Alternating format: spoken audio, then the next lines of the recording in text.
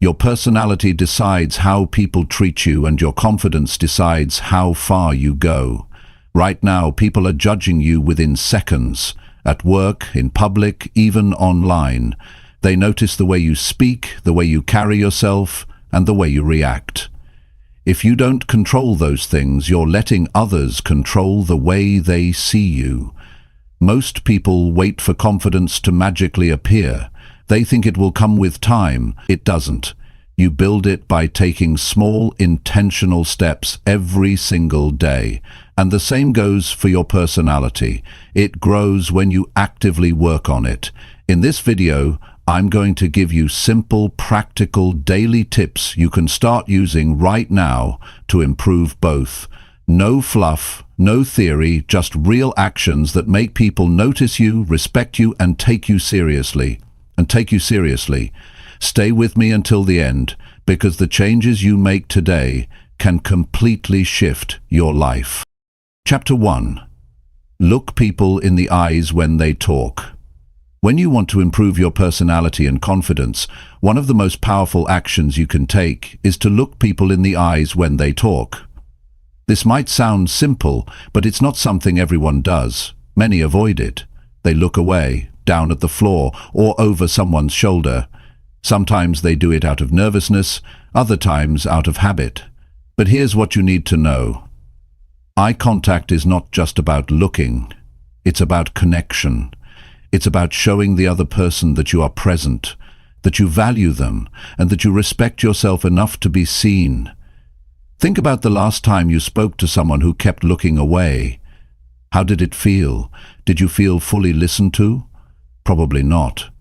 You might have felt they were distracted, disinterested, or even hiding something.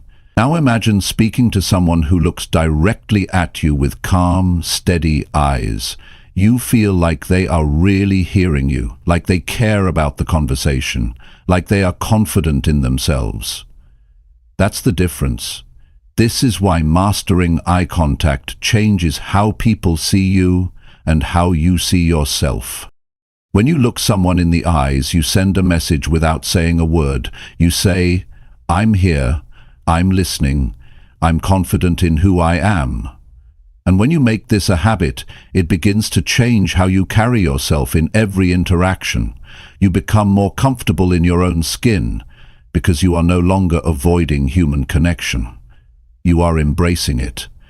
Now, you might think, "But Jim, what if I feel nervous when I look people in the eye?" That's natural. Many people feel that way at first. But here's the truth. Confidence is not something you wait for. It's something you build. If you wait until you feel completely confident to make eye contact, you'll be waiting forever. You start by doing it even when you feel nervous. You start small. Maybe you hold eye contact for just a few seconds at a time. Then you increase it. With practice, it stops feeling uncomfortable and starts feeling natural. Here's how you can start building this skill today. First, when someone speaks to you, turn your body slightly toward them. Remove distractions. Don't glance at your phone or around the room. Focus. Look into their eyes. Not in an intense or aggressive way, but with a calm and steady presence. If it helps, notice the color of their eyes. This keeps your focus naturally in place. When you respond, keep that same steady gaze for a few seconds before looking away briefly, then return to it. This creates a rhythm that feels natural and keeps the connection alive. Pay attention to how people respond when you do this. You will notice they lean in more, they share more openly, they treat you with more respect. And here's something important. You'll also notice that you feel more in control of the conversation. You'll feel grounded, stable, and clear. That's what real confidence feels like. Eye contact also shapes the impression people form about you. In business, strong eye contact communicates reliability and authority. In personal relationships, it shows sincerity and trust. In every area of life, it tells people you believe in yourself.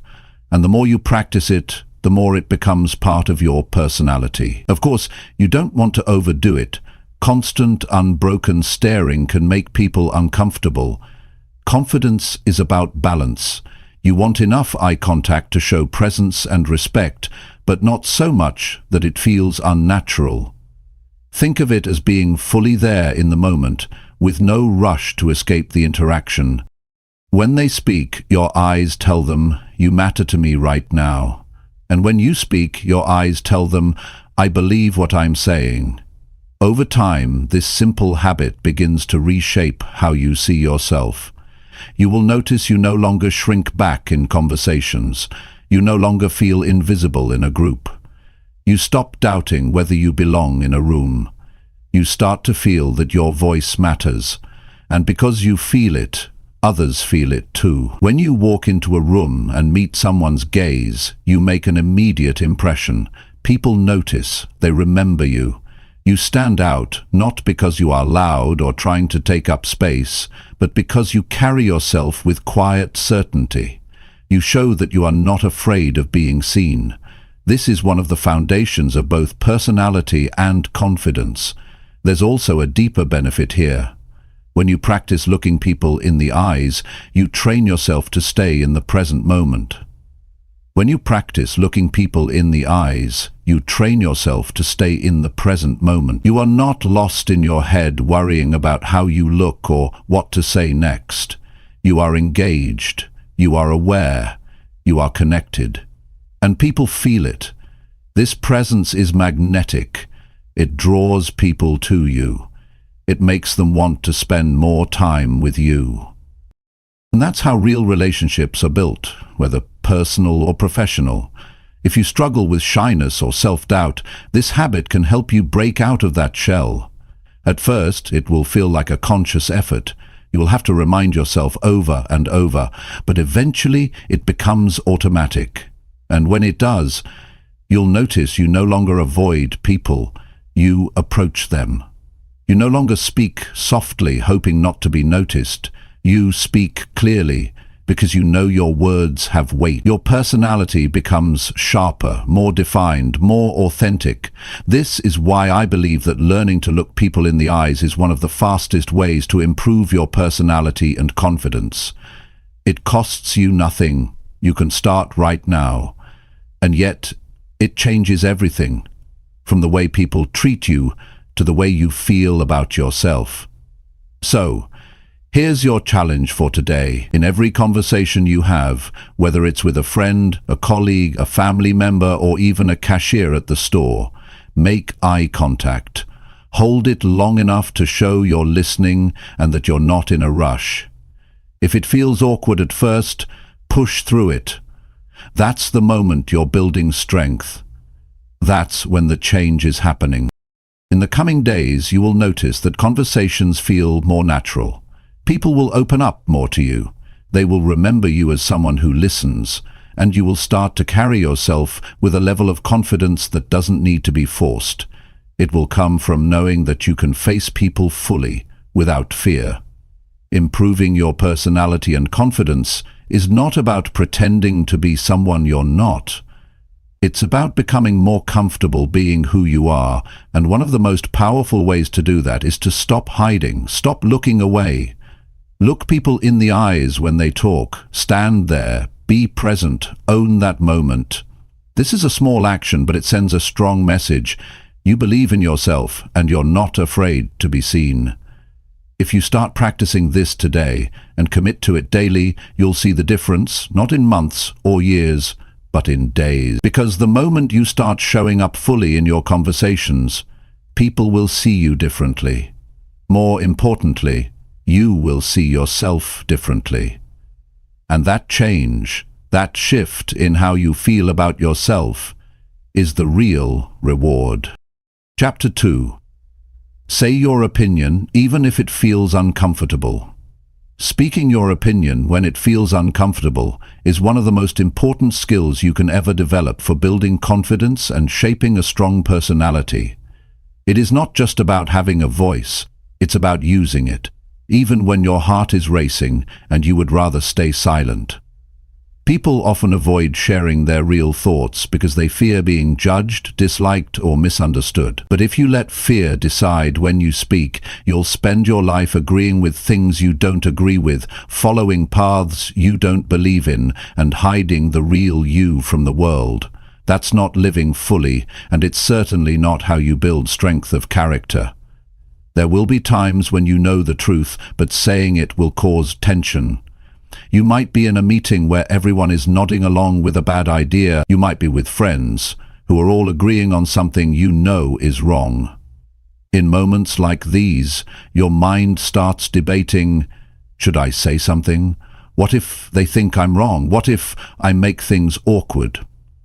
That inner hesitation is exactly where confidence is tested and built.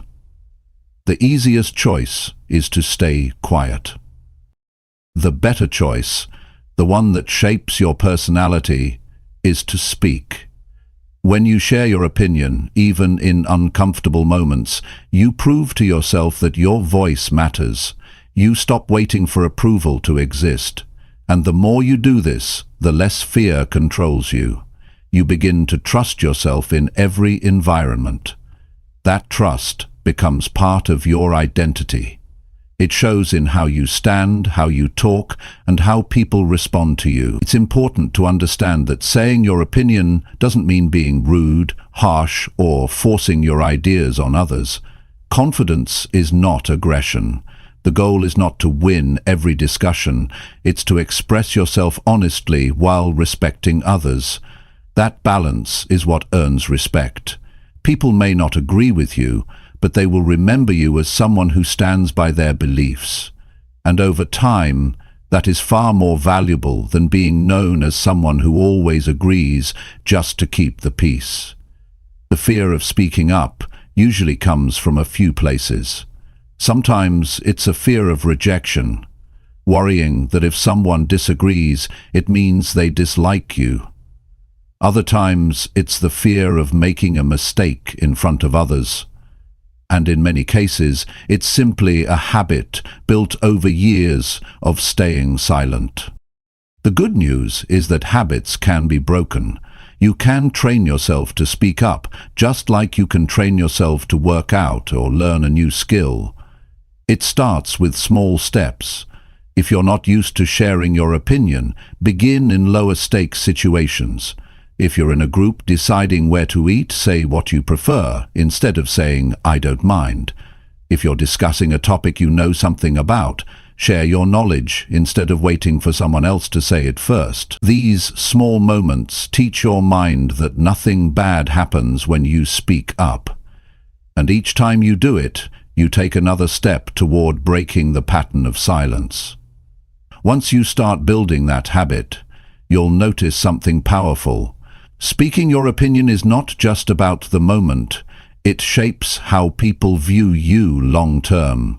In your workplace, it positions you as someone who can contribute ideas and think independently. In your personal life, it makes you someone who is real and trustworthy. People can sense when you are authentic, and authenticity attracts respect. Now, there's another truth you need to accept. Sometimes when you speak your opinion, people won't agree with you. That's okay. Disagreement is part of life.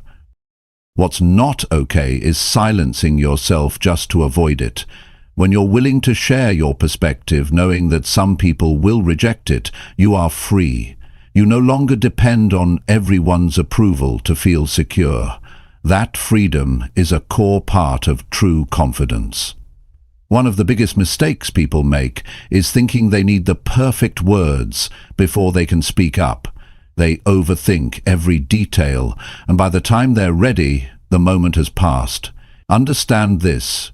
You don't have to be perfect to be valuable.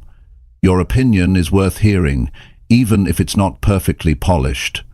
Confidence comes from expressing yourself clearly and honestly, not from delivering a flawless speech.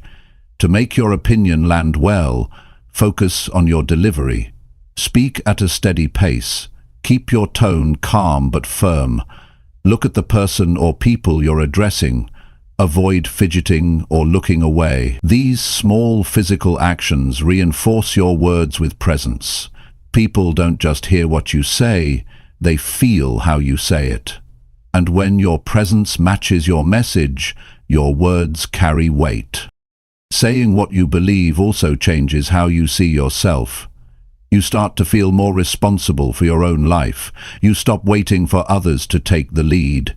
You stop letting situations pass by where your voice could have made a difference.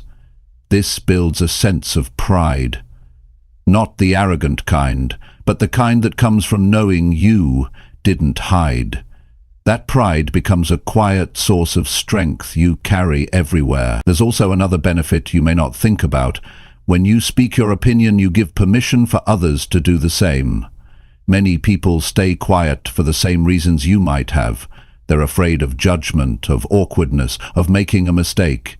When you break that silence, you make it easier for them to follow. This creates better conversations, deeper relationships, and stronger teams. You will face moments where the discomfort of speaking feels overwhelming.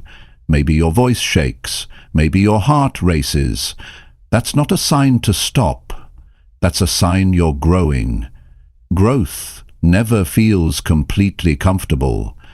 If you wait for the nerves to go away before you speak up, you'll stay in the same place. The courage to speak while nervous is what transforms you. One useful way to prepare yourself for uncomfortable moments is to think about your values ahead of time. Know what matters to you. If you are clear about what you stand for, it's easier to speak up when a situation challenges those values. You won't have to scramble to decide, you'll already know where you stand. This clarity makes your confidence stronger, because you're not just speaking randomly, you're speaking from a place of conviction. You should also understand that speaking your opinion is not about dominating a conversation, it's about contributing. That means you also have to listen. Confidence is knowing your opinion matters, but wisdom is knowing that others' opinions matter too. When you respect both, you become the kind of person people want to hear from, because they know you're not just talking, you're engaging. Over time, speaking your opinion in uncomfortable moments becomes less about courage and more about habit. You'll notice that you no longer hesitate as much. You'll begin to feel comfortable addressing a room, stating your position in a meeting, or expressing a different viewpoint among friends. What once felt like a risk will start to feel natural. The people who succeed in life are rarely the ones who always stayed safe and silent. They are the ones who are willing to risk being uncomfortable in order to be true to themselves. If you want to build a personality that stands out and confidence that holds up under pressure, you need to be one of those people. Start practicing today. The next time you feel that hesitation rising in your chest, the urge to stay quiet when you have something real to say, choose the harder option. Speak. Say your opinion clearly and respectfully. Then notice how you feel afterward. You'll realize the discomfort passes quickly, but the strength you gain stays with you. Do it again tomorrow, and again the next day. This is how you change who you are in the eyes of others, and more importantly, in your own eyes. Each time you speak your opinion, even when it feels uncomfortable, you are proving to yourself that your voice matters, that your presence matters, and that you have the courage to stand by what you believe. Over time, this will not just improve your confidence, it will become the foundation of the person you are proud to be. Chapter 3. Greet people first to show you are confident. Greeting people first is one of the simplest yet most powerful habits you can develop if you want to project confidence and leave a strong impression. Many people underestimate how much influence this one action has on how others see you and how you feel about yourself. When you take the initiative to greet someone, you are showing that you are open, approachable, and secure enough to be the one to start the interaction. You're not waiting to be noticed, you're taking the first step to connect. That sends a powerful signal to the world about who you are. Most people wait for others to make the first move. They look down at their phones, pretend to be busy, or wait until they're sure the other person will acknowledge them first. The problem with this approach is that it keeps you passive. It makes you appear uncertain, even if you're not. Confidence is about showing presence without hesitation, and greeting people first is a clear and direct way to do that. When you walk into a room and say good morning or hi, how are you before anyone else does, you set the tone. You're establishing the energy of the interaction from the start. People respond to that leadership. They see you as someone who is comfortable engaging with others. Over time, they begin to expect that you will be the one to bring warmth and positivity to a situation, and that reputation builds trust and respect. It's important to understand that greeting people first is not just about being polite, it's about influence. The first few seconds of any interaction often determine how the rest of it will go. If those seconds are filled with hesitation or silence, you lose an opportunity to shape the exchange. But when you greet first, you're controlling the first impression. You're saying without words, I'm comfortable here, I'm glad to see you, I'm ready to engage. Some people hold back because they feel awkward or fear being ignored. They worry that if they greet someone and don't get the same enthusiasm in return, it will be embarrassing. But that thinking comes from focusing too much on other people's reactions instead of focusing on the action itself. Confidence isn't about guaranteeing a certain outcome, it's about acting from your own strength regardless of how others respond. Even if someone barely acknowledges you, you've still sent the signal to yourself that you are capable of initiating. That self-message matters more than their reply. Greeting first also changes the way you carry yourself in daily life. You walk into spaces with more awareness. You're not just trying to blend into the background, you're participating. You're paying attention to people, noticing their presence, and acknowledging it. This awareness makes you sharper socially because you're not just thinking about yourself, you're thinking about the environment and the people in it. It's worth mentioning that the way you greet people matters. A weak or hesitant greeting can send the opposite message from what you intend. If you mumble or barely look up, you're not projecting confidence. The goal is to make your greeting clear, audible, and paired with genuine eye contact. Stand or sit upright. Speak with enough volume to be heard without shouting. Add a small, natural smile to show warmth. These details combine to create an impression that's both friendly and self-assured. This habit also creates opportunities. People remember those who acknowledge them. They remember feeling seen. If you consistently greet people first, you'll find that more people approach you, more conversations start naturally, and more relationships form. You'll become known as someone who's easy to talk to, and that reputation can open doors socially and professionally. In a workplace, greeting colleagues before they greet you can shift the culture around you. It reduces barriers, increases cooperation, and helps you stand out in a positive way.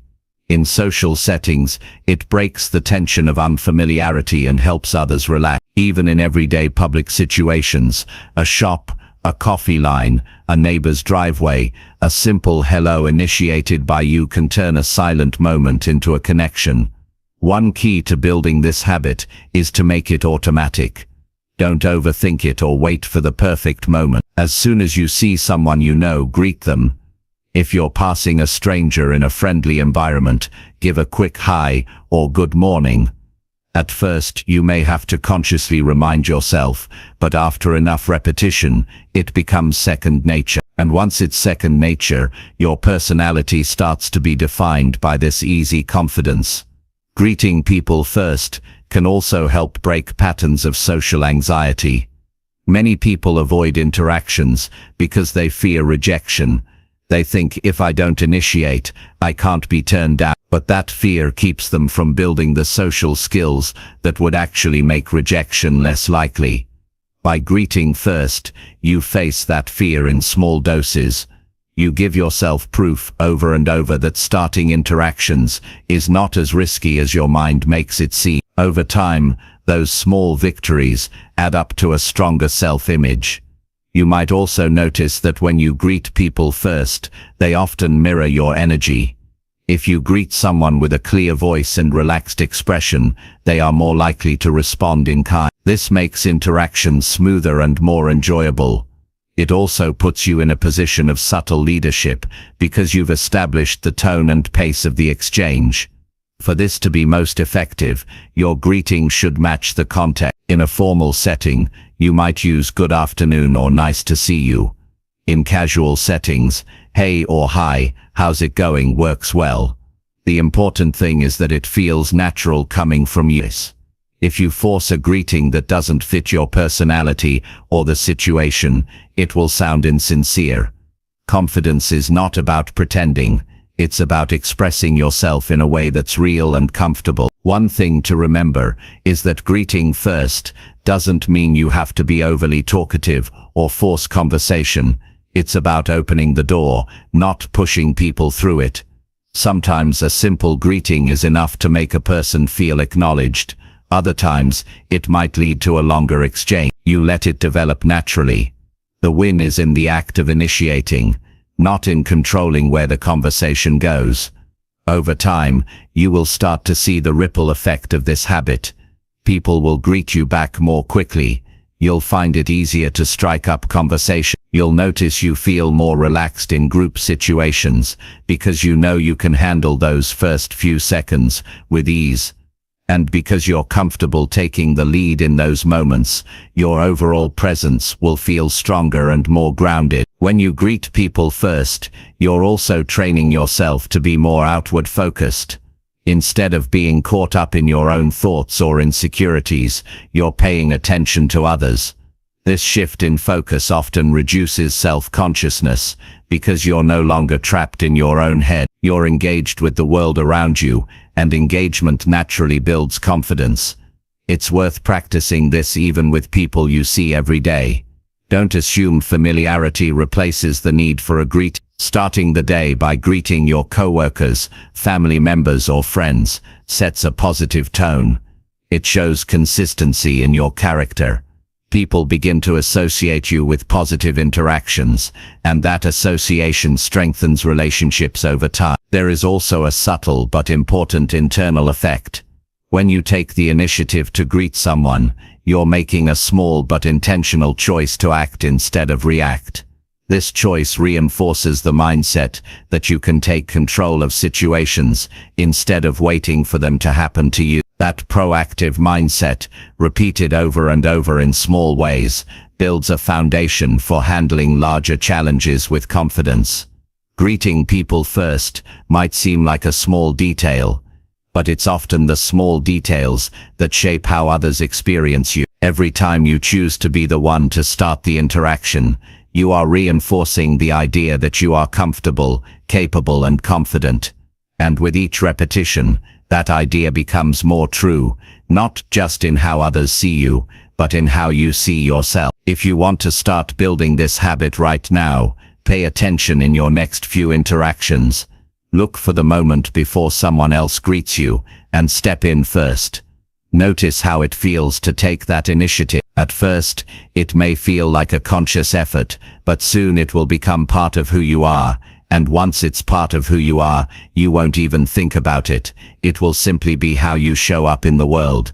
By choosing to greet people first, you're not just being polite. You're shaping your identity as someone who is present, approachable, and unafraid to take the lead.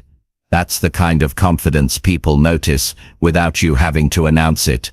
It's visible in your actions, in the way you carry yourself, and in the way you make others feel.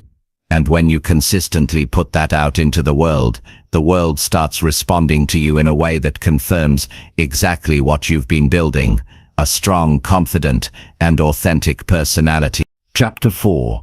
Control your tone so people respect your words. The way you speak can decide whether people truly listen to you or simply hear your words without valuing them. It's not just what you say, it's how you say it. Your tone carries more weight than you might realize. It can make your message sound strong and reliable, or it can weaken it before your words are even understood. When you control your tone, you show self-control. You show that you are intentional about your message and that you respect both yourself and the people you are speaking to. This is what earns you respect in return. People often focus on choosing the right words, but tone is what gives those words their real meaning. Two people can say the same sentence, but the one with a steady, confident tone will always be taken more seriously. The other, if their tone is shaky, rushed, or too sharp, will struggle to get the same impact, no matter how smart or accurate their words are. That's why developing the ability to control your tone is essential if you want to be someone whose words carry influence. Controlling your tone starts with awareness. Many people don't even realize how they sound when they speak. They may think they are speaking calmly, but others hear tension or impatience, or they may feel passionate, but their tone comes across as aggressive. The first step is to pay attention. Notice how your voice changes when you're under stress, when you're excited, or when you're frustrated. You can even record yourself in conversation to hear what others hear. This can be uncomfortable, but it's one of the fastest ways to recognize what needs adjusting. Once you become aware, the next step is to manage your breathing. A rushed or uneven breath often leads to a rushed tone. People who speak too fast can sound nervous or unsure, even when they are confident in their thoughts. Slowing down your breathing naturally slows down your speech, giving your voice a calmer and more grounded quality. When your voice sounds steady, people are more likely to believe that you are steady. Volume also matters. Speaking too softly can make it seem like you lack conviction, while speaking too loudly can make you appear overbearing. The goal is a balanced volume that matches the setting. In a quiet room, you don't need to raise your voice much. In a large space or noisy environment, you need more projection, but without shouting. Adjusting your volume to fit the moment shows that you are in control of the situation. Tone is also shaped by pace. A rushed pace can overwhelm listeners, while a slow, deliberate pace gives people time to absorb your message. It also signals that you are confident enough to let your words stand without racing to the end. People who rush often sound like they're trying to get the hard part over with. People who pace themselves show that they are comfortable being heard. The emotional quality of your tone can make the difference between building trust and creating resistance. If you speak in a tone that is calm yet firm, you encourage open conversation. If you speak in a tone that is sharp, sarcastic, or impatient, you create defensiveness, even if your words are reasonable. The best communicators choose a tone that matches their intent. If your goal is to persuade, your tone should be inviting. If your goal is to set a boundary, your tone should be clear and unwavering, but not hostile. One of the challenges in controlling your tone is keeping it consistent when emotions run high. Anger, frustration, and even excitement can push your voice to extreme. But in those moments, the person who keeps a controlled tone has the real advantage. When everyone else is raising their voice, the one who stays steady commands attention. This kind of control doesn't come from pretending you don't feel emotions. It comes from training yourself to respond instead of react. A useful habit is to pause before speaking in emotionally charged situations. That small pause allows you to choose your tone before your words leave your mouth. It may only take 2 or 3 seconds, but it can be the difference between saying something in a way that gets heard and saying it in a way that gets dismissed. In professional settings, this pause can keep you from sounding defensive. In personal situations, it can prevent arguments from escalating unnecessarily. Your tone also influences how people remember you after a conversation. If your tone is respectful and balanced, people will associate you with maturity and reliability. If your tone is often sharp or dismissive, they may avoid speaking to you unless they have to. The way you make people feel while you speak lasts longer than the specific words you used. Another way to improve your tone is to watch people who speak well. Pay attention to public speakers, leaders, or even colleagues who have a natural command when they talk. Notice how they use pauses, how they control their volume, and how they balance warmth with authority. You can learn a great deal by observing and then practicing these techniques in your own way. One mistake people make is thinking that controlling tone means sounding flat or emotionless. That's not the goal. You want to keep your natural expressiveness, but you want it to be intentional. A completely flat tone can make you sound disinterested, while uncontrolled highs and lows can make you sound unstable. The middle ground is where confidence lives, expressive enough to engage people, steady enough to earn trust. It's also worth noting that different situations call for different tones. A team meeting where you're motivating others requires more energy in your voice. A serious one-on-one conversation might require a softer,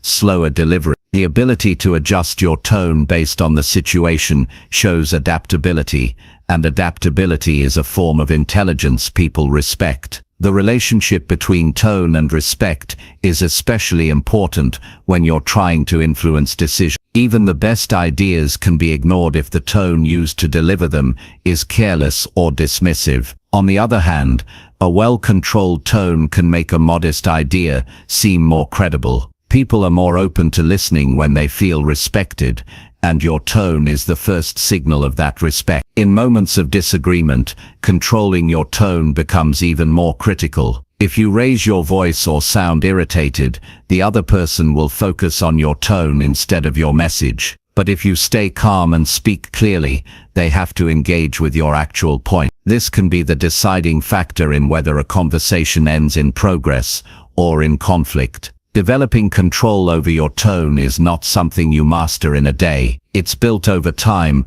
through repeated practice in both easy and difficult conversation. You can start right now by paying attention to your next few interactions. Notice how people respond to you. Are they leaning in and engaging, or do they seem closed off? If you see resistance, ask yourself whether it's your words or your tone that might be creating it. The more you practice, the more natural it becomes. Eventually you won't have to consciously think about adjusting your tone.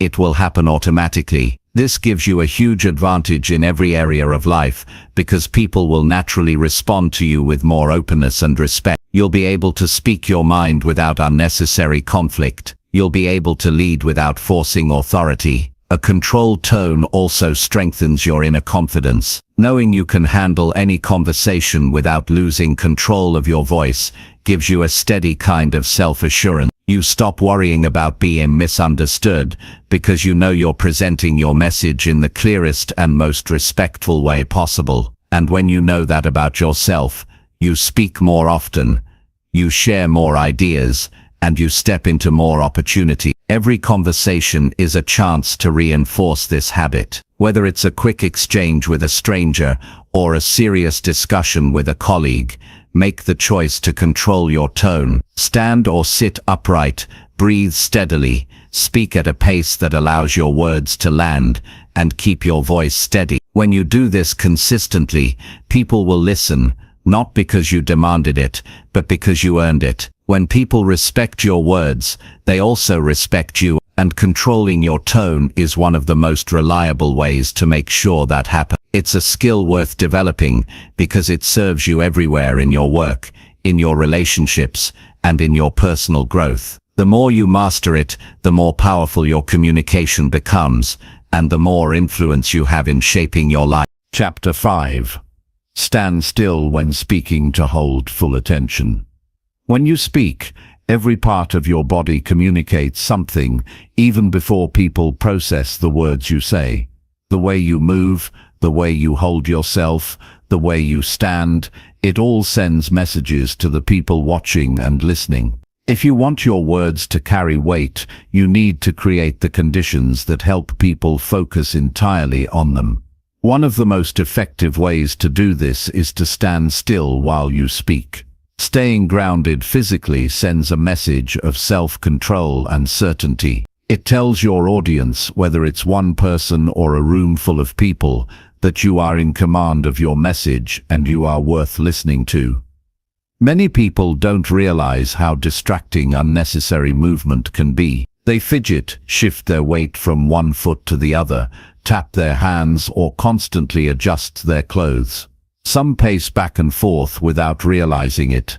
These actions might feel natural in the moment, especially if you're nervous, but they dilute the strength of your delivery. People's eyes start following your movements instead of focusing on your words.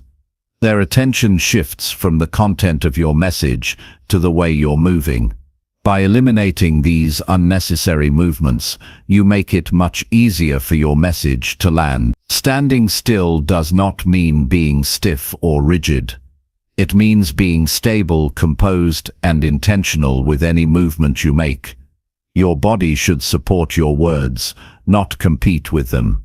When you are grounded, you create a sense of presence that is impossible to ignore. People instinctively give more attention to someone who appears steady and composed because it communicates confidence and authority. The moment you begin speaking, your audience, whether consciously or unconsciously, starts forming an impression about you. If you appear restless, that impression will be one of uncertainty. If you are still, focused, and calm, that impression will be one of confidence. This is true in every setting: in a job interview, in a meeting, on stage, in a conversation with a friend, or even while introducing yourself to someone new. To stand still effectively, you first need to be aware of your own physical habit. Most nervous movement happens without conscious thought. The next time you speak, pay close attention to what your body does. Do you sway side to side? Do you rock on your heels? Do you cross and uncross your arms? Once you notice these habits, you can start replacing them with a grounded stand. Stand with your feet shoulder-width apart. Keep your weight evenly distributed.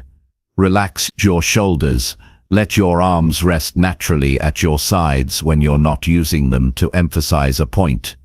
This position not only looks confident, but also feels stable, which helps calm your nerves. Another key part of holding attention is using purposeful movement when you choose to move. If you step forward slightly while making a strong point, it feels intentional and adds emphasis. If you use a hand gesture to illustrate an idea, it draws the listener in. But when you move without purpose, it drains the power from your delivery. People should never feel like you're moving because you're unsure. They should feel like every movement adds something to your words. Standing still while speaking also helps you project your voice more effectively. Constant movement can make your voice sound uneven or rushed. A stable stance allows you to breathe properly, control your tone, and maintain a steady pace. This makes your message sound more deliberate and clear. When your audience hears that steadiness in your voice and sees that steadiness in your posture, they naturally pay closer attention. There's a psychological element to this as well.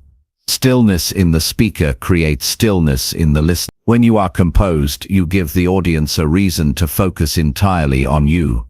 People sense when someone is fully present in the moment. They can feel when your attention is on the conversation rather than on your own discomfort. That presence is magnetic. It draws people in without you having to force it.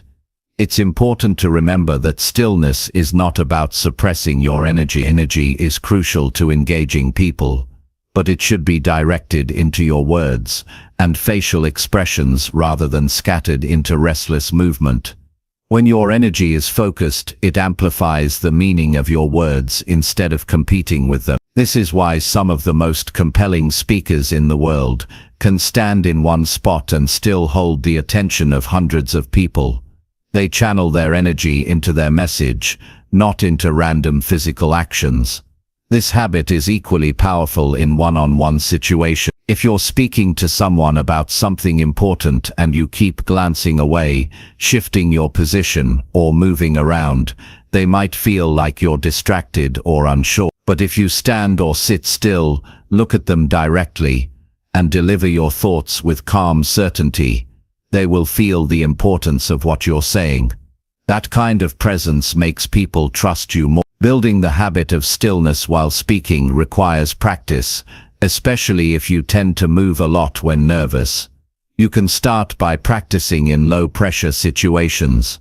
When you're talking to a friend, focus on keeping your feet planted and your movements minimal. When you're explaining something at work, be aware of how you're standing. Over time, this awareness becomes natural, and your body automatically takes on a more grounded posture when you begin speaking.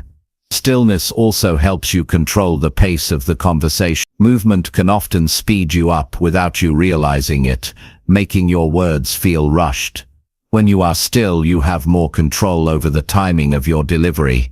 You can pause to let important points sink in, and those pauses will feel deliberate rather than awkward. This makes your communication more powerful because people have time to process what you're saying. In professional settings, this skill can set you apart. People who stand still when they speak often come across as more credible and trustworthy. They appear confident without being arrogant. They create an environment where people want to listen because there's no distraction from the message. In leadership roles, this is invaluable. If you can hold people's attention without relying on movement, your influence grows significantly. Stillness can also help you manage your own nerve. When you're physically grounded, your body feels more stable, and that stability helps settle your mind. Nervousness often shows up in restless movement, so by consciously reducing that movement, you signal to yourself that you are in control. This feedback loop works both ways. The more still you are, the more confident you feel, and the more confident you feel, the more naturally still you become. One common challenge people face is thinking they need to move to seem engaged. While movement can add energy, it should never replace the power of your words. If your message is clear, your tone is steady, and your posture is strong, you don't need constant motion to hold attention. In fact, unnecessary motion often takes away from your message, rather than adding to it. Standing still doesn't mean you can't use gestures, but those gestures should have a purpose. A well-timed hand movement can emphasize a point. A small step forward can signal that something is important, but these actions should be deliberate, not automatic. When your movements are intentional, they enhance your communication rather than distract from it. The key is to make stillness a natural part of how you communicate, not something you only do in formal situations. Practice it in everyday conversations until it becomes second nature. You'll find that people respond to you differently when you are still and focused. They'll listen longer, take your words more seriously, and remember what you've said. When you stand still while speaking, you're sending a silent but powerful message. You are confident in what you're saying, you are in control of the conversation, and you believe your words have value. People sense this immediately, and they adjust their own attention accordingly. Over time, this habit becomes one of the strongest tools you have for commanding respect and influencing others. The more you use this skill, the more you'll see its impact. You'll notice people leaning in to hear you better. You'll notice that interruptions happen less often because people are more engaged. You'll notice that your words have more weight because your physical presence supports them. And once you've experienced this effect, you'll understand why stillness is such a powerful form of communication. In every interaction, you have a choice. You can scatter your presence with unnecessary movement, or you can anchor it with stillness. The first keeps attention divided. The second keeps it centered on you.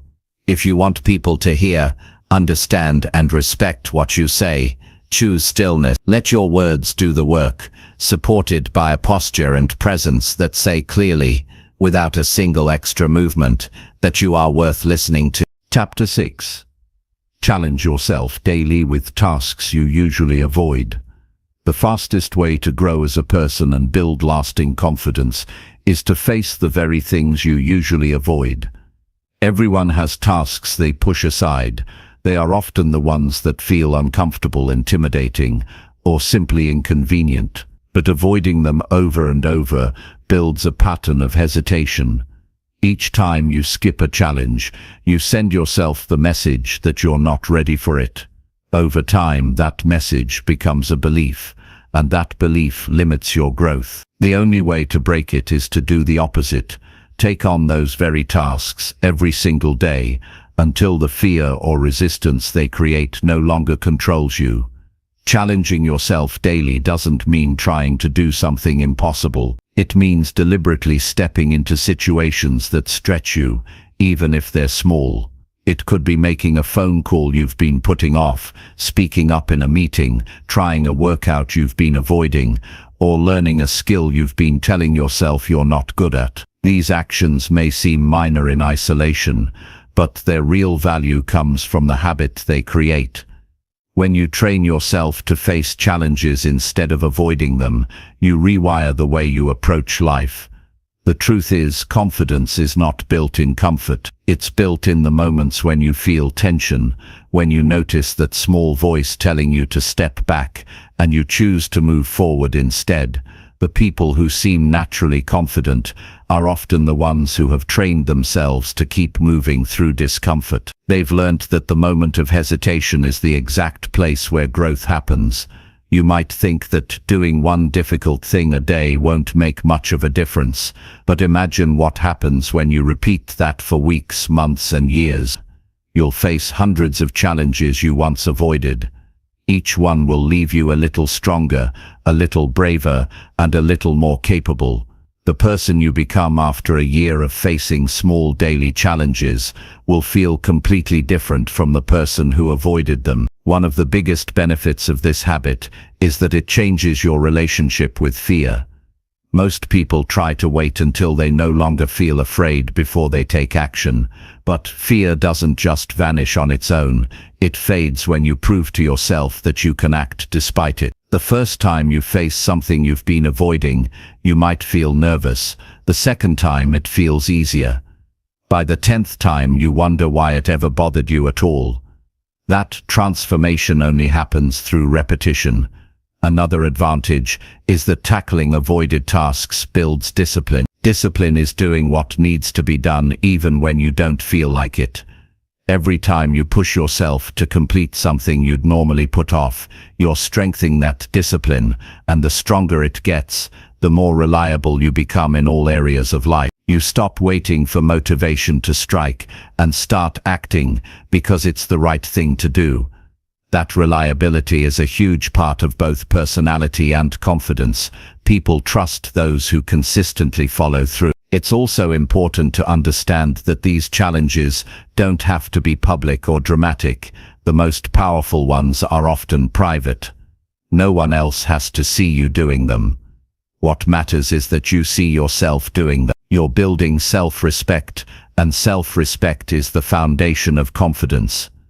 You know you can depend on yourself, and that quiet certainty changes the way you move through the world. Some days, the challenges will be small.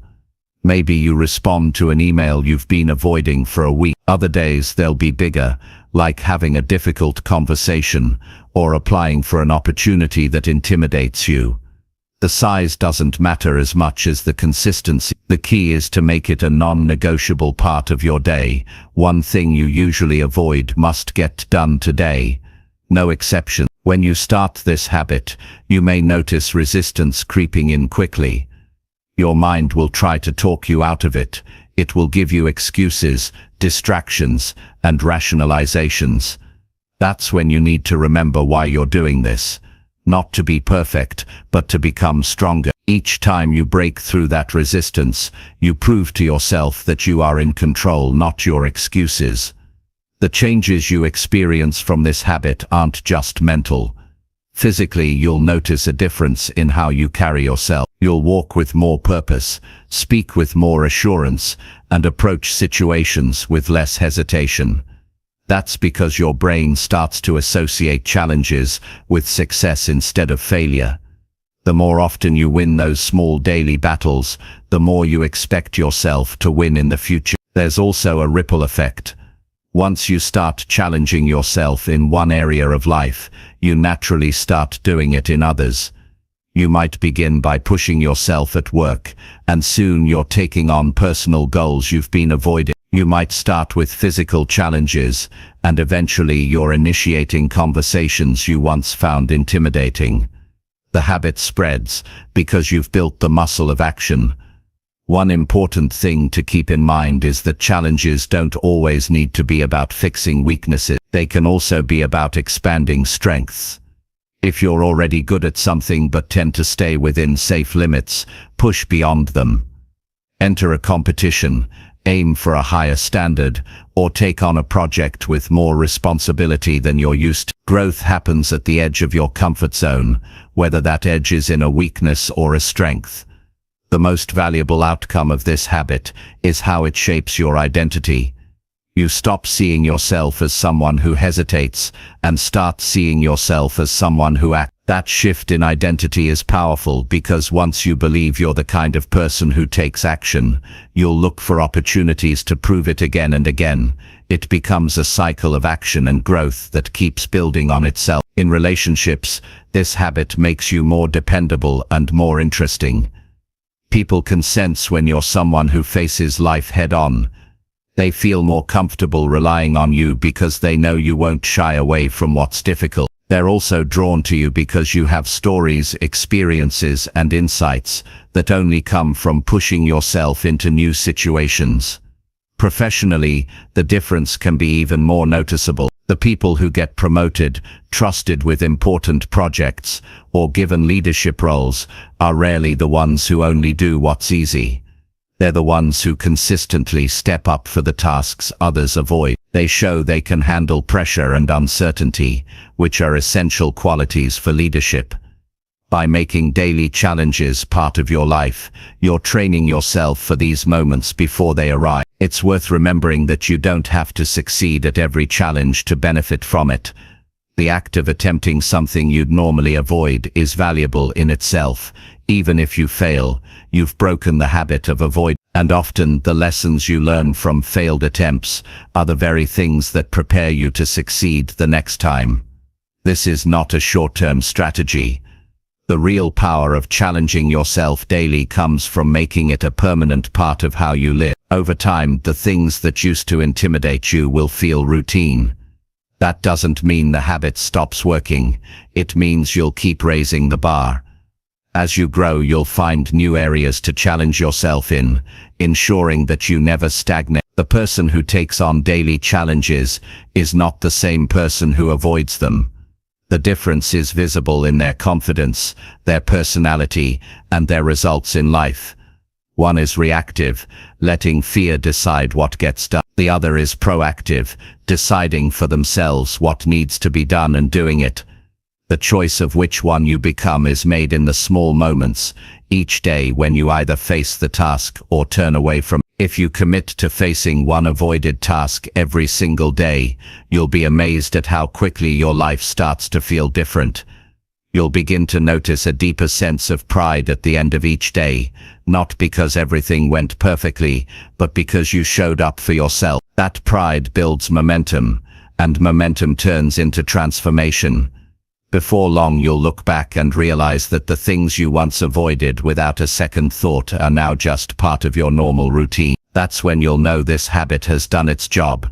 It has made you stronger, more capable, and more confident than you were before. And the best part is, there will always be another challenge waiting for you tomorrow, ready to push you just a little further and help you grow into the person you're capable of becoming. Chapter 7. Speak slower to make your words more powerful. The speed at which you speak can determine whether your message has a real impact or fades into the background. When you speak too quickly, your words may come out before the listener has time to process them. They might catch your sentences, but miss your meaning. They might hear you, but not feel you. Speaking slower allows your words to breathe, gives the listener time to absorb your message, and shows that you have control over what you say. It communicates that you are not rushing to get it over with. You believe what you are saying is worth the listener's attention. Many people speak fast without realizing it. Sometimes it's because they're nervous. Other times it's because they want to fit too many ideas into a short amount of time. In some cases, it's simply a habit formed over years. The problem is that when you speak too fast, you make it harder for others to connect with you. They may struggle to keep up or miss important details entirely. If you slow down, you give them the opportunity to engage with your message in a more meaningful way. Speaking slower is not about dragging out your sentences unnaturally. It's about finding a pace that feels deliberate and steady. It's about showing that you are in control of your delivery rather than letting nerves or excitement take over. When you slow your speech, you also gain more control over your tone, volume, and emphasis, which makes your words sound more confident and intentional. A slower pace also gives you room to choose your words carefully. Instead of rushing from one thought to the next, you have time to make sure what you say is clear and precise. This makes you sound more thoughtful and prepared. Listeners tend to respect someone who speaks with purpose rather than speed, because it signals that you are confident enough to take your time. Another important effect of speaking slower is that it gives weight to your pauses. Pauses are powerful tools in communication. They allow your message to sink in, create anticipation, and draw attention to what comes next. If you rush through your sentences without pausing, you deny yourself this tool. But if you slow down and use pauses strategically, you can make key points stand out without needing to repeat them. Slowing your speech also reduces misunderstandings. When you speak quickly, words can blend together, making it harder for people to follow you. This is especially true in professional settings, where clarity is crucial. A steady pace ensures that your message comes through exactly as you intend it. It also gives your audience space to react and respond, turning a monologue into a conversation. If you've ever listened to someone who speaks with calm, steady pacing, you've probably noticed how it changes the atmosphere of the interaction. People tend to relax, they feel that they can keep up and that their time is being respected. They also sense that the speaker is confident. Confidence is not about rushing to prove yourself, it's about delivering your message in a way that invites others to listen closely. Training yourself to speak slower starts with awareness. The next time you're in a conversation, pay attention to your pace. Notice if you tend to speed up when you're excited or when the topic is important to you. That's often when slowing down is most valuable, because it ensures your most important points are the ones that land clearly. Breathing is another key factor. Many people who speak quickly take shallow breaths, which leads to rushed speech. Deep, steady breaths help you maintain a slower pace and keep your voice strong. Before starting to speak, take a calm breath and let your first few words set the tone for the rest of your sentence. This not only slows you down but also makes your delivery feel more composed. Slowing your speech also makes you appear more credible. People associate fast, nervous talking with uncertainty, while measured, steady talking is linked with authority and trustworthiness. When you sound like you've thought through your words, people naturally believe you've thought through your ideas as well. You might worry that speaking slower will make you sound boring or less engaging. The opposite is true when it's done right. If you combine a steady pace with natural emphasis, varied tone, and clear expression, you draw people in. You give them time to connect emotionally with your message, instead of just processing the information mechanically. Speaking slower also helps you manage your own emotions during conversations. In moments of conflict or stress, a slower pace keeps you from blurting out something you might regret. It allows you to maintain composure, even when the topic is difficult. This is one of the reasons leaders and skilled communicators often speak more slowly during serious discussions. They are controlling the energy in the room and showing that they are thinking as they speak.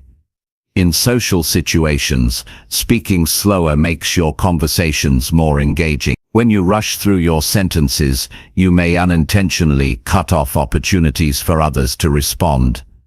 A slower pace creates space for others to contribute, which makes interactions feel more balanced and connected. It also gives you the chance to pick up on non-verbal cues from the listener, such as their facial expressions or body language, which can guide how you continue the conversation. To make speaking slower a consistent habit, practice it in low-pressure situations first. Use it when telling a story to a friend, explaining a concept to someone, or even reading something aloud to yourself. Focus on enunciating each word clearly and allowing short pauses between ideas. Over time, this pace will feel natural, and you'll be able to use it in higher pressure situations without thinking about it. It's also helpful to remind yourself that silence is not your enemy. Many people rush because they are uncomfortable with even a brief pause, but silence, when used intentionally, can be one of the most powerful tools you have. It gives your listener a moment to think and makes them more attentive to what you say next. It can turn an ordinary sentence into something memorable simply by giving it space to land. Speaking slower is a skill that impacts every area of life. In professional settings, it can help you lead meetings, give presentations, or handle negotiations more effectively. In personal relationships, it can make your conversations deeper and more meaningful. In everyday interactions, it can make you someone people enjoy listening to because you make them feel included and respected. Over time, you'll notice that speaking slower changes how people respond to you. They'll interrupt less because they can follow you easily. They'll remember more of what you say because you've given them time to process it. They'll see you as more confident because your pace suggests that you're comfortable in the moment. And you'll feel that same confidence building within yourself because you're no longer racing through your own thoughts, you're controlling them. The ability to slow your speech is not just about communication, it's about presence. When you slow down, you're not just giving your listener more time, you're giving yourself more control. You're anchoring yourself in the moment, showing that you have nothing to prove by rush. That kind of presence is rare, and it's one of the qualities that make people want to listen to you again and again. If you commit to practicing this every day, you'll find that your words carry more meaning. Your ideas are taken more seriously, and your presence feels stronger in any room you enter. Speaking slower is not about changing who you are, it's about refining how you express yourself, so that the power of your message is never lost in the speed of your delivery. It's a small change with an extraordinary impact, and once you see how it transforms your interactions, you'll never go back to rushing through your words again. Chapter 8. Ask thoughtful questions to make conversations more meaningful. The quality of your conversations often comes down to the quality of the questions you ask. Most people spend more time thinking about what they will say next than they do about what they could ask. But the right question can open up a conversation in a way that no clever statement can. It can make someone feel heard, understood, and valued. When you ask thoughtful questions, you invite the other person to share more than just surface details. You give them the space to express what truly matters to them. That is how ordinary exchanges turn into meaningful connections. A thoughtful question shows that you are paying attention. It proves that you are engaged with what the other person is saying, rather than just waiting for your turn to speak. When you ask something specific, based on what they have just shared, you demonstrate that you care about the detail. That makes the other person more likely to open up further, because they feel safe knowing that you are genuinely interested. The mistake many people make is asking questions out of habit instead of intention. They rely on generic routine phrases like "how's it going?" or "what's new?" These may be fine as a greeting, but they don't encourage deeper conversation. A thoughtful question digs a little deeper without feeling intrusive. It gives the other person a reason to think before they answer, and that thinking leads to a richer exchange. For example, if someone tells you they've started a new job, you could respond with, "That's great. What do you like most about it so far?" That question invites them to share their feelings, experiences, and perspectives, rather than just giving a short factual answer. If someone mentions they've been busy, instead of saying, "Oh, that's good," you could ask, "What's been taking up most of your time lately?" These kinds of questions turn a brief update into a more meaningful conversation. Asking thoughtful questions also shifts the focus away from yourself and toward the other person. This is important because people naturally enjoy talking about their own lives, especially when they feel someone is truly interested. When you give someone that opportunity, they associate you with positive feelings. They remember that you made them feel valued, and this builds trust and rapport. The key is to balance curiosity with respect. Thoughtful questions are not about prying into personal matters or making someone feel exposed. They are about giving someone the chance to share more if they choose to. Pay attention to their comfort level and adjust your questions accordingly. If they seem hesitant, you can steer the conversation to a different topic or ask something lighter. Being able to read the other person is just as important as the question you choose.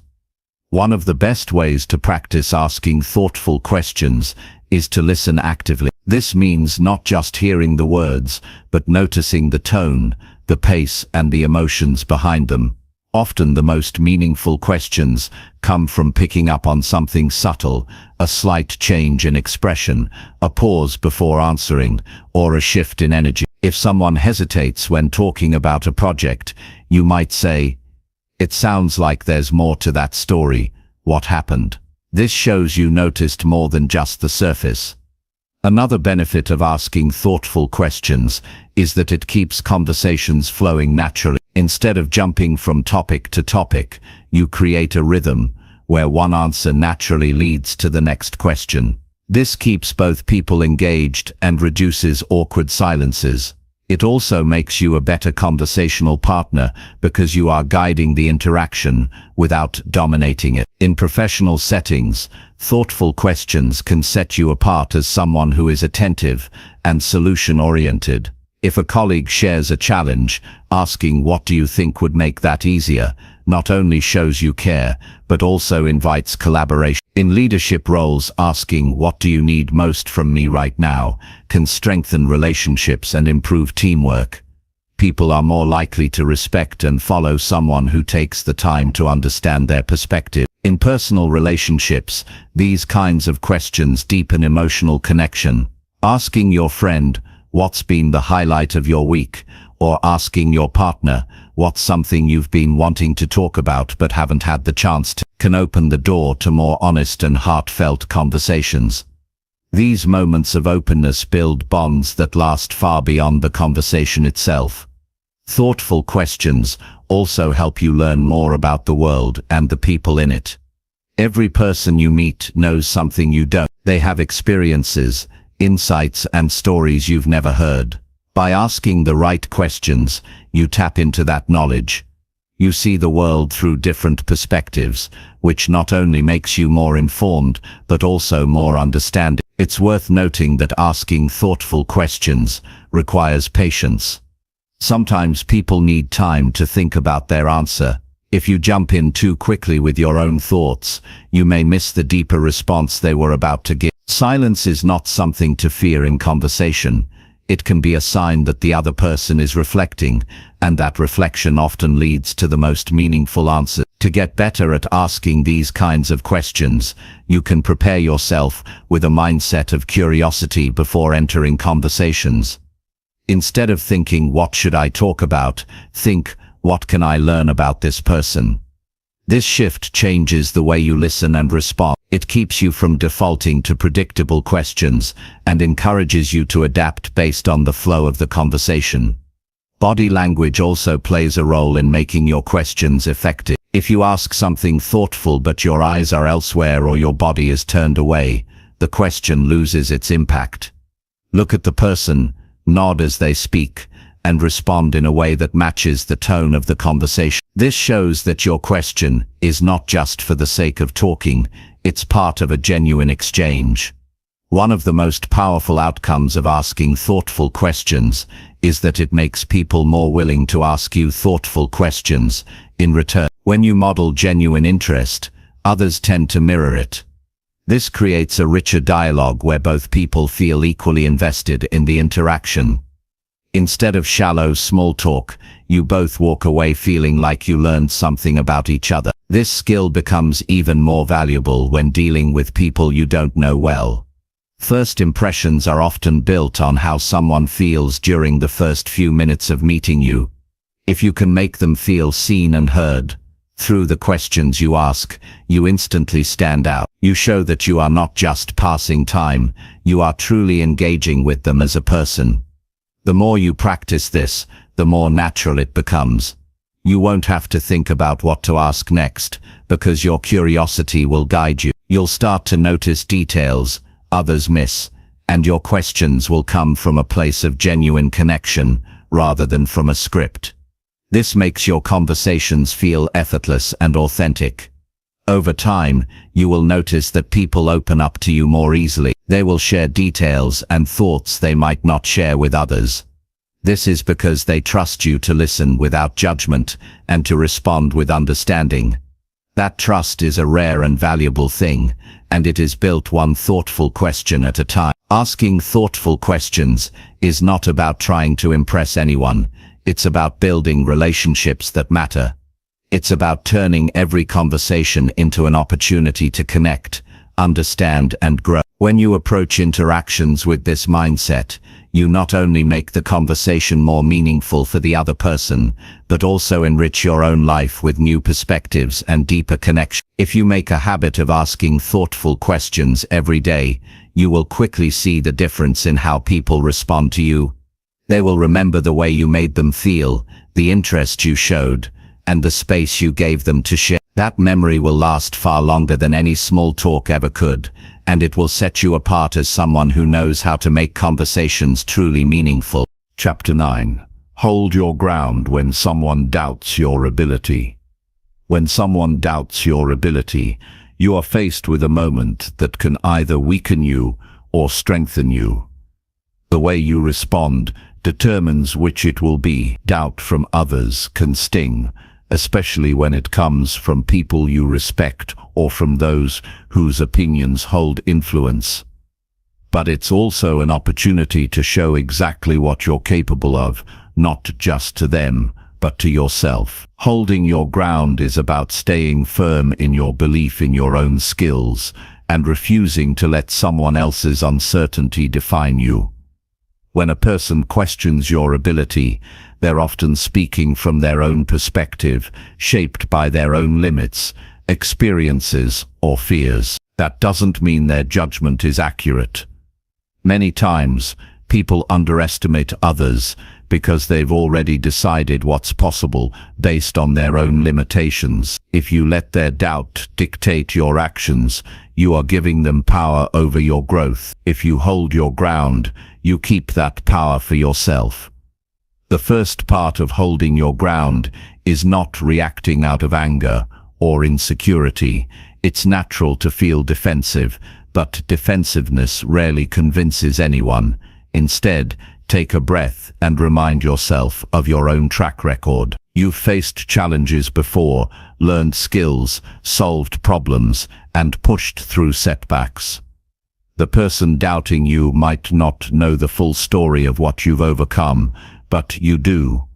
That knowledge is what you stand on when you refuse to shrink in the face of doubt. Sometimes, holding your ground means responding with calm confidence.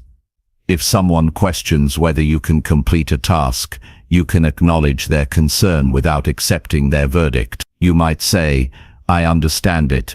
It might seem challenging, but I know I can handle it," and then prove it through your actions. You're not wasting energy trying to convince them with words alone.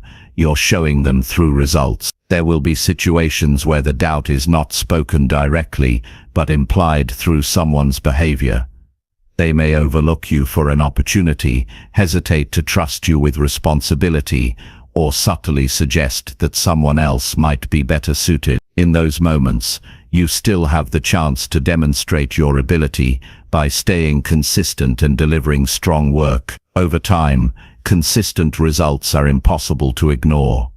It's important to remember that not all doubt is malicious. Sometimes, people genuinely don't know what you're capable of because they haven't seen it yet. But whether the doubt is rooted in ignorance, caution, or underestimation, your approach is the same. Stand firm, do the work, and let your performance speak. If you crumble under doubt, you validate it.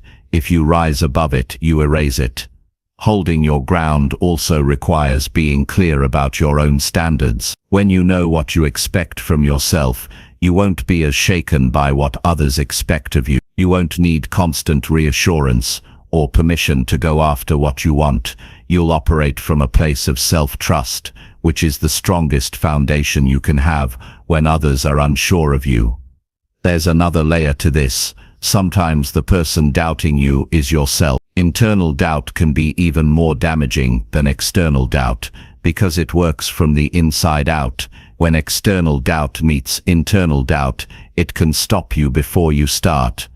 That's why building self-belief through preparation, skill development, and daily discipline is so critical. If you've done the work, you'll have the proof you need to push back against both your own fears and anyone else's. When someone doubts your ability in a public setting, the temptation can be to overcompensate, to prove yourself right then and there in an aggressive way. But the strongest position is often restraint. A calm, steady demeanor shows that you are not rattled. It shows that you value action over argument. People notice when you remain composed under pressure. It sends the signal that you are capable of handling more than just the task at hand. You can handle the challenges that come with it. It's also worth recognizing that you don't need everyone to believe in you. You only need enough belief in yourself to keep moving forward. There will always be critics, skeptics, and people who fail to see your potential. If you stop every time you meet one, you'll never finish anything worthwhile. Part of holding your ground is accepting that some people will never change their minds, and that's fine. Your growth and success are not dependent on their approval. At times, doubt from others can be used as fuel. It can push you to sharpen your skills, work harder, and prepare more thoroughly. This isn't about trying to prove someone wrong for the sake of their opinion. It's about using the situation as motivation to raise your own standards. You turn their doubt into a reason to become even better, which benefits you in the long run regardless of what they think. Maintaining professionalism when someone doubts you is essential. If you respond with hostility or sarcasm, you risk damaging your credibility. But if you respond with focus, persistence, and quality work, you strengthen it. Even if the person never admits they were wrong, others will see how you handled the situation and respect you for it. You should also be ready to back up your confidence with preparation. Belief in yourself is important, but it's most powerful when paired with skill and readiness. If you've put in the time to prepare, you can stand your ground without hesitation. If you haven't, doubt from others might hit harder, because deep down you'll know they have a point. The solution is simple. Do the work ahead of time, so that when the moment comes, you can meet it without flinching. In some cases, holding your ground means asking for the opportunity to show what you can do. If someone is unsure about you, you can say, "Give me the chance to handle this, and I'll show you the results." This approach is proactive. You're not waiting for them to change their mind on their own. You're taking initiative to create the proof they need to. As you develop this habit, you'll notice that your resilience grows. Situations that once would have shaken you will start to feel manageable. Instead of avoiding challenges where others might doubt you, you'll seek them out. You'll see them as opportunities to strengthen your reputation and your self-image at the same time. Holding your ground is not about being stubborn for the sake of it. It's about knowing when to stand firm, because the goal or task is worth it. It's about understanding your own value and refusing to let someone else's limited perspective define your capabilities. The more you practice this, the more natural it becomes. You start to respond to doubt with action instead of emotion, and that shift is what builds lasting confidence. In the end, the most important opinion you have to manage is your own. If you can walk away from a situation knowing you stood firm, stayed true to your standards, and gave your best effort, you've won regardless of what anyone else thinks. That's the kind of self-assurance that doesn't fade, because it's built on proof you've given yourself again and again. The next time someone doubts your ability, take it as a signal to steady yourself, not to shrink. Speak clearly, act decisively, and follow through with the work. Show them through consistency and results that their doubt was misplaced. Even if they never say it out loud, they'll know. More importantly, you'll know. And once you've proven to yourself that you can hold your ground under doubt, you'll carry that strength into every challenge you face from that point forward. Chapter 10. Take the lead in situations where others hesitate. There are moments in life when a group is faced with a decision, a challenge, or an opportunity, and everyone looks around waiting for someone else to move first. These moments are not always dramatic. They can be as small as deciding where to go for a meeting, or as big as steering a team through a difficult project. In these situations, hesitation spreads quickly. People are afraid of making the wrong choice, of standing out, or of taking on responsibility that could bring criticism. But those are the exact moments where leadership is built. If you step forward when others stay still, you not only move the situation forward, you also show yourself and others that you are willing to take ownership when it matters. Taking the lead when others hesitate is not about trying to dominate or control every situation. It is about recognizing when progress depends on someone making the first move and having the courage to be that person. In many cases, the hesitation of others has nothing to do with lack of ability. It's about fear of judgment or uncertainty about the next step. By stepping up, you cut through that uncertainty and create momentum. People naturally respond to movement. Once someone takes the lead, it becomes easier for others to join in and contribute. This willingness to lead is noticed even if it's not always acknowledged out loud. In workplaces, leaders are often identified not by their titles but by their actions. When a problem arises and you are the one to suggest a path forward, people remember it. In social situations, friends and acquaintances gravitate toward those who make things happen instead of waiting for things to happen. Over time, this habit of stepping up creates a reputation. You become the person people look to when decisions need to be made. One of the reasons people hesitate is the fear of being wrong. The risk of failure can be paralyzing if you see it as a permanent mark on your credibility. But strong leaders understand that failure is not the enemy in action is. Even if the decision you make doesn't lead to a perfect outcome, it moves you forward and gives you information you wouldn't have had otherwise. That information can be used to adjust and improve, but without that first step, there's nothing to build on. Taking the lead also means accepting responsibility for the outcome, good or bad.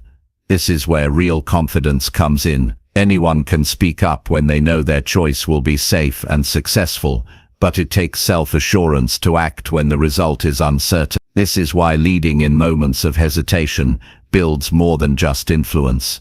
It builds inner strength. You prove to yourself that you can handle the weight of responsibility and that self-knowledge makes you more decisive in the future. To lead effectively in these situations, you need to stay calm while others are uncertain. Panic or rushed energy will make people less likely to follow your direction. Instead, take a moment to assess the situation. Think about the most logical next step, even if you don't have the full picture yet. Then communicate clearly and act with purpose. When others see that you are steady and decisive, they are far more likely to trust your lead. It's important to remember that leading when others hesitate does not mean you have to have all the answers. Many people think leadership is about having the perfect solution right away, but in reality it's often about creating a starting point. You can say, here's what I think we should try first, and then adjust as new information comes in.